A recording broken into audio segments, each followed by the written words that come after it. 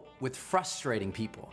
You know, people who just drive you mad at work because you think that they're so stupid, or people who are in your family who keep challenging you and they know how to press all the buttons on you and get you to freak out all the time. Or you're just going through your day and you're supposed to do something and you run into somebody in line who's rude to you. How do you deal with people who really draw your ire, who really just frustrate you?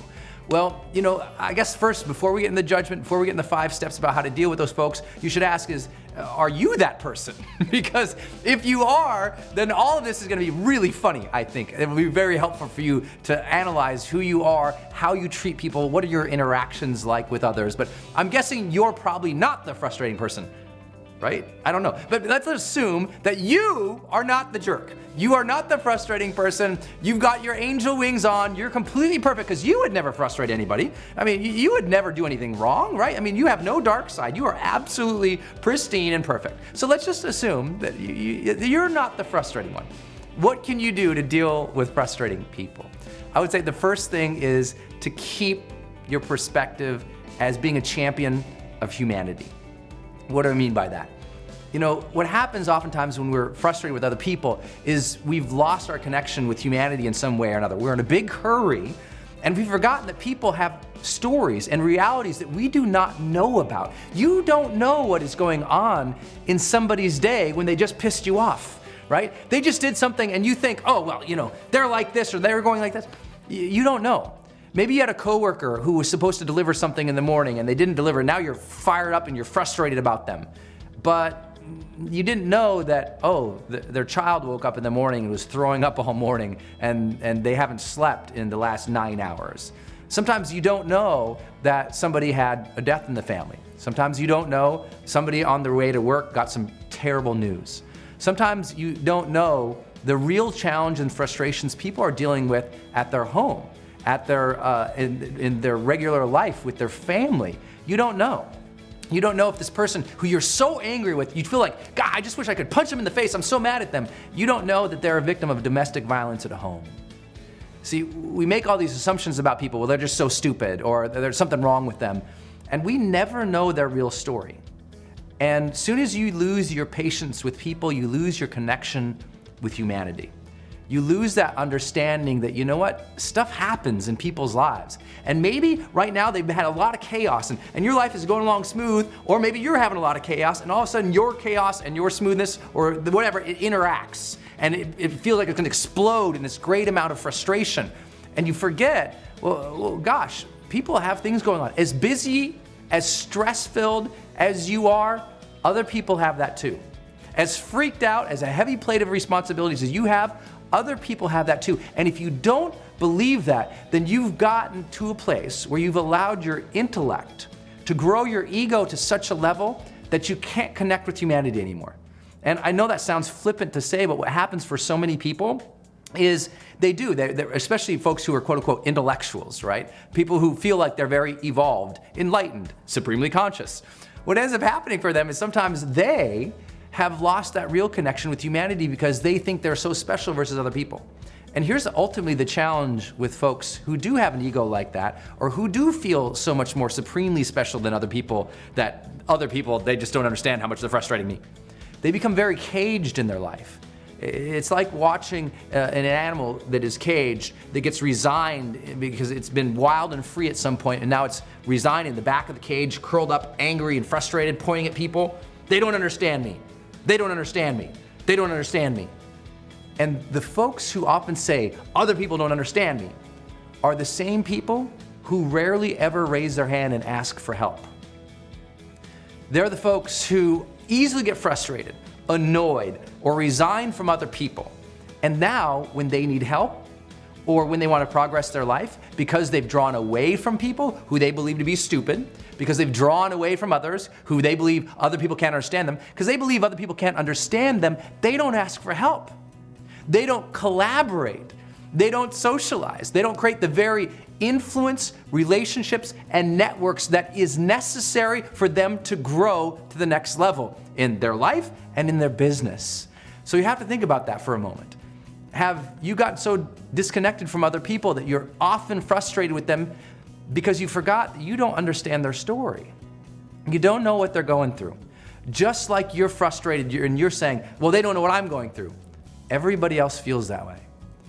Once you understand that the reality of humanity is it's a bunch of human beings walking around with a sign at the top of their head that says, please understand me, please be patient with me, please help. Then you stop getting so frustrated with people and you realize that we're all struggling. We're all doing the best that we can. We all have big dreams and goals and desires, and being connected to humanity is learning to be patient with people again. I would say that the second thing to take into consideration if you're constantly frustrated with people is clarity. Do people really know what you desire, what you think, what you want, what you're doing, what you dream of? Because most folks who you're frustrated with, they often don't know you. And whose fault is that? Is it their fault? Are they just supposed to know everything going on in your life? See, what happens is we forget that a lot of folks who we are frustrated with, they don't have clarity about what they're supposed to be doing or what we specifically need, want, desire from them, how, when, and where, right? We totally forget that we're frustrated, but they don't know. Right? Your wife might not know how to please you. Your husband might not know what you need. Your friends might not know what you deeply desire in your own heart because maybe you haven't really communicated yet. Maybe you mentioned it one time. Maybe you left a hint one time. Maybe you sat them down 1, 2, 3, 4 times and told them.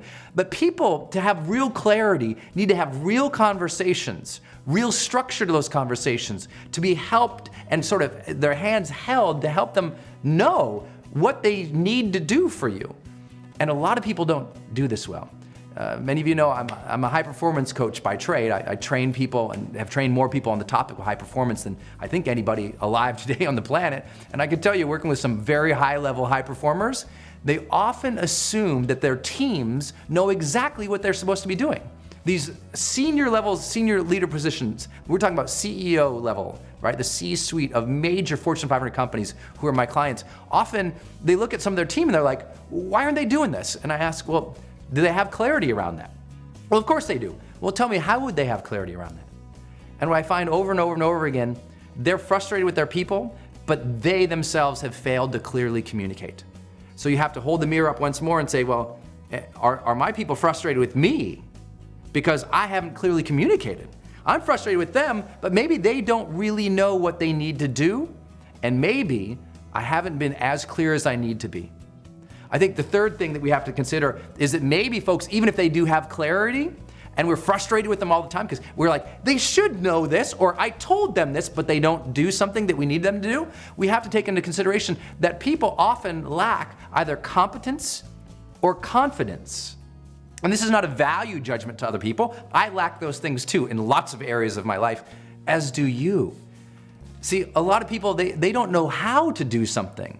So we're frustrated with them and we just kind of beat them and like, just do this, but they don't know how. They don't know where to begin. They're overwhelmed. They don't have a plan. They don't have the knowledge, the skills, the abilities, the competencies, and the capabilities to actually be able to support what you want, to give you what you desire, what you've told them you need.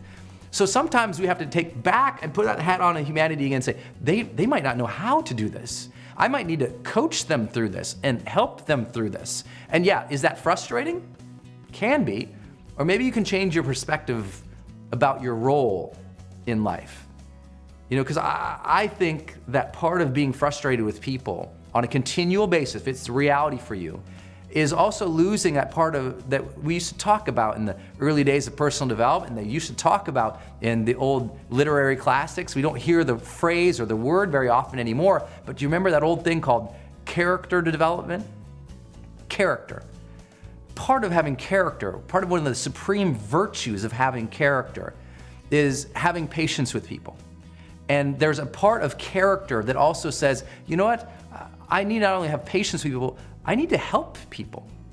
Part of real character is turning yourself from someone who's frustrated with people all the time into more of a servant, into someone who can help people all the time. As soon as you start desiring to want to help people, to help them through their pains and their struggles, to help them understand something, to inspire them to do better things, once that becomes the lens that you're looking through the world, now you're not frustrated with everyone. Now everyone's not an idiot. Now everyone's not, bad or some other value judgment. Instead now you're like, oh, okay, it seems like they're frustrated and they're challenged with this too, or they don't know how to do this, or they don't have the competency or capability. Let me help them. And it brings a supreme amount of patience that you'll have in your life and perspective about the reality of other people. I can tell you, it's supremely rare, and I know you use that word a lot, supremely rare for me to get frustrated with people. I don't honk at people in traffic. I don't scream at my staff members. I don't holler at my family members. I don't belittle my employees, my teams, the people that I serve, my partners, or my audiences, because I know, you know what? We're all on a rough path here. Life is not easy. And once you realize that and you can accept that life isn't easy, then you start to gain more human heart, and then you start to understand that there's no reason for you to be upset with people because everyone's doing their best. And I would say that the fifth thing that you can consider if you're always frustrated with people is to accept a higher level of consciousness in your life that says very simply this: it's not your job to control everybody. It's not your job to control every situation. That this idea that we can control everything, that's where we get frustrated. We're frustrated because we're lacking control. A level of consciousness says, you know what, this is a pretty big universe. There's probably a lot of random stuff that's gonna happen that's crazy that we cannot anticipate. And so our job is to be as present and patient and loving as we can into every situation we enter, even when the stuff hits the fan, even when the kids are running around breaking up the house, even when the teenager comes in and mouths off, even when the employee's a jerk, even when chaos strikes us. If we can stay centered and loving, and we can do that over and over and over again, wearing humanity's hat, saying, I understand people are also dealing with things I don't know about. I understand people might not know what they're supposed to do. I understand people might not know how to do what they're supposed to do. I understand my role as a person of character is to have patience and a servant heart to help people. And I understand that I can't control everything, so I'm gonna do the best that I can. If we can rise to that level of consciousness, then we can more easily have what we call the charged life.